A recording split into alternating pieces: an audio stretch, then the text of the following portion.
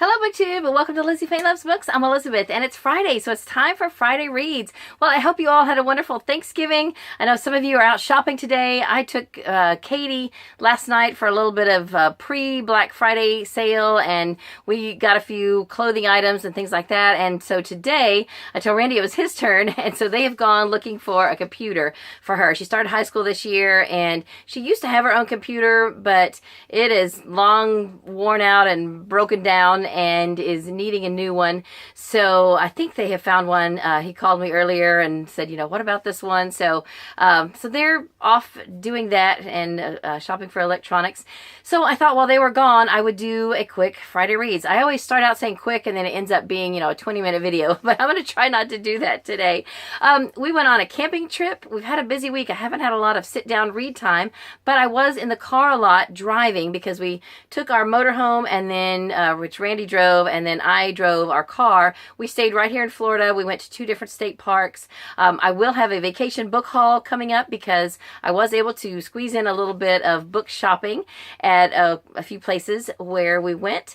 But we had a nice time, and then we had Thanksgiving yesterday with Randy's family, and he asked me this morning what I was going to do today, and I said I'd like to try to do absolutely nothing, and so he said that sounds good. But anyway, we're having a good week. I hope you are too. I did manage to finish 4 books since last Friday, but they were all audio. I just really haven't had much sit-down read time, but I'll tell you what I am in the middle of and what I finished and what I still hope to finish by the end of the month. Now, the book that I finished earlier, in fact, I think when I did my last Friday Reads video, I told you I was almost done with this. This is Mennonite in a Little Black Dress by Rhoda Jansen.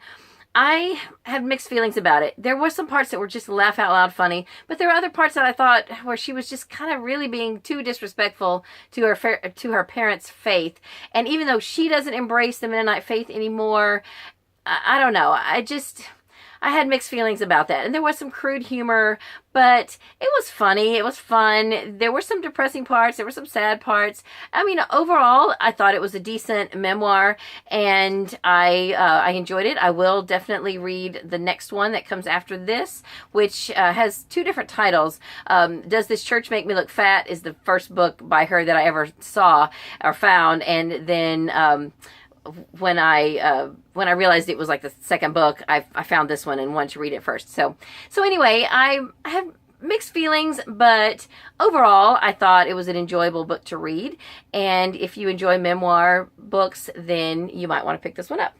Then I had one other nonfiction book that I listened to on audio because I was driving my husband's car. He drives a 2000 Ford Explorer, which still has a cassette deck in addition to a CD player. Well, the CD player kind of works on and off. You have to kind of, you can listen to a CD, and then when you go to put in a second one, it doesn't want to play. It needs to rest. So I decided that I would take a couple of books on tape with me for my time in the car, and then I had a book on CD that I wanted to listen to or finish, so I just kind of alternated. So on the way there, it was about a 2-hour drive to our first campsite, and I listened to 84, is it 84? Yes, 84 Charing Cross Road. Sorry about the glare there, by Helene Humph.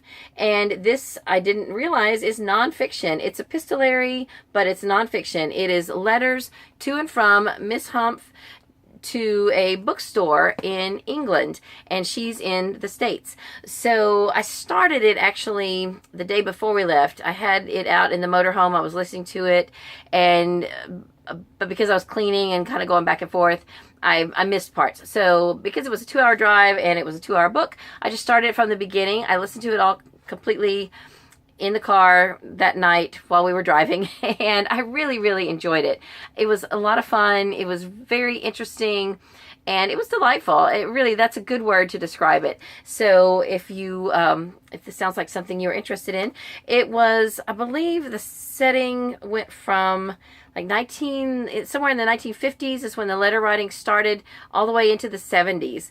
And so it was I think it's a 20-year, what do you call it? A 20-year correspondence between the author and the bookstore.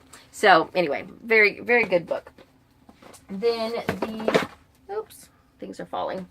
Then the other two books that I finished.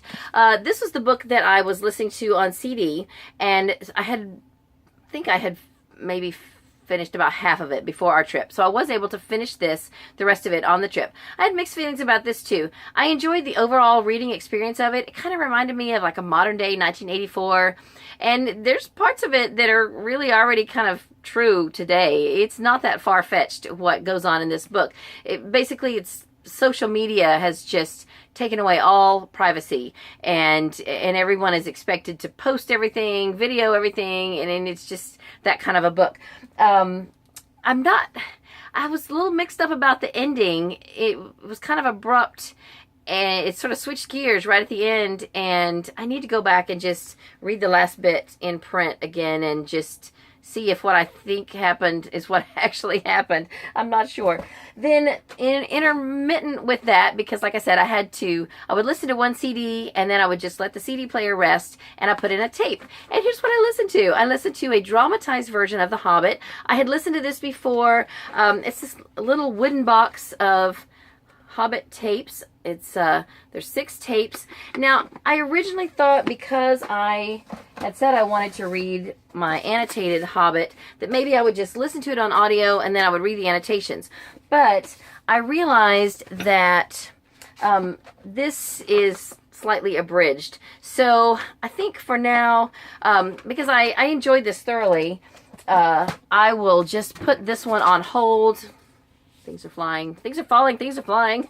I think I will put this on hold until next year and actually read in print the full text and the annotations and enjoy the illustrations. I did read the preface and the introduction. There's some really interesting tidbits in here about The Hobbit and its inception and its publication and things like that, which I enjoyed a lot. So I will enjoy this. I just am not going to have time to savor it like I want to right now. Okay, then I have a couple of other fiction books. 3 to be exact. I started this on audio this morning and I'm already half done with it. It's only about 5 hours on audio. I will go back and look at the print version and enjoy the illustrations, but this morning I was in the kitchen and I just decided to go ahead and put it on and listen to it. Then 2 books that I'm reading in print. I have Thrush Green by Miss Reed. I am about half done with that. And then I decided to go ahead and try to get through Into the Wild by Erin Hunter. It's the very first book in the very first Warrior series. I have this on my list of books that Katie has been wanting me to read. Although she said to me in the camper, she said, "Mom, I don't really care if you read that now." It's because she's already, past it now. But I said, no, it was really important to you at one point for me to read it. Even her dad read it. She made her dad read it. He read a couple of them, and I just never did. And I feel bad about that. So I got to make that up to her. I need for her to know that I'm going to, honor my promise to read it, whether she cares at this point or not. It's the principle of the thing. So I am about half done with this, and I am enjoying it. I may go ahead and read more of these as well. Then I have several nonfiction books. I have 4 in print. I haven't made any progress on these this week. A couple of them I'm about half done, and the other 2 maybe a third to a fourth done. I would like to still finish these this month. I'm going to have to go back now and figure out how many pages I need to read in each one per day to finish them out by the end of the month. But they are Couplehood by Paul Reiser, 1,000 Gifts by Anne Voskamp, Siblings of Children with Autism by Sandra L. Harris and Beth Glasberg, and then The Excellent Wife by Martha Peace. And most of these, I think, will cover the nonfiction November challenges, except, those would probably cover most of them, although I am using this one for love. I have 2 nonfiction audiobooks that I'm still in the middle of. I have The 5 Love Languages of Teenagers by Gary Chapman, so this is definitely counting as my love challenge for nonfiction November. I'm listening to it on my phone on Hoopla, and I'm I've already read at least 3 others of the 5 Love Languages books. I just hadn't read the teenage one. And I thought, I think I understand about the love languages, and maybe I don't have to read this, but I am getting something out of this. I am really kind of understanding how it's different, a little bit different for teens, and learning some strategies that I need to pay attention to. So it's really good. If you are familiar with the 5 Love Languages and you have only read the first one, and if you have any kids, there's one, 5 Love Languages for children or of children, and then this one for teens. There's also one, it goes by a different title, but I have listened to it on audio, but it's about the 5 Love Languages in relation to how we worship God, and it's really interesting. So anyway, then the other book that I am listening to is Quiet by Susan Cain, The Power of Introverts in a World That Can't Stop Talking. Well, I'm one of those people from the world that can't stop talking, but my husband is a definite introvert, and so I wanted to kind of see a little bit into his world. I am about half done with this on audio, and so I am enjoying it. I don't think I could have sat down and read this book though, but audio I can get through it definitely. Then I have 2 ebooks that I have not made a lot of progress on. One of them I may postpone until January. It's an organizing book. Just having a hard time getting into it right now, but January is kind of a good time to read organizing books. So I went ahead and started a memoir that I have on here that is, it's called The Making of a Funeral Director by Janice J. Richardson, and I am enjoying that. In fact, last night while we were shopping, while Katie was trying on clothes, and while I was standing in checkout lines, I was reading some of that. So I think I can finish it. It's not really long, maybe 192 pages. It's less than 200 pages on in I think ebook pages. So that should go pretty quickly. It says as I'm reading it that it's about a 4-hour book, 4.5-hour book at my reading speed.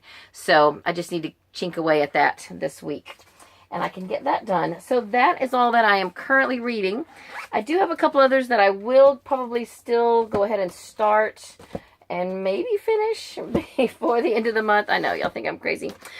This one I can definitely finish. I got this from the Bookmobile, Cat Castles. It's just basically an instruction book for building some play areas for your cats, and I am definitely going to look through that.